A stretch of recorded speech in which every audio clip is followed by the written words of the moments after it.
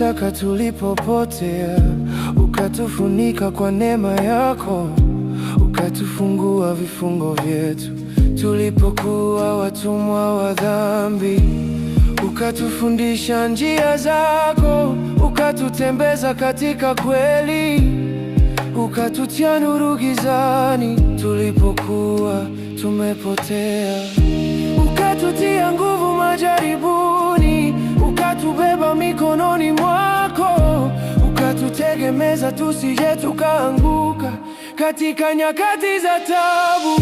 Pumzi yako iko ndani yetu, Roho yako yu pamoja nasi.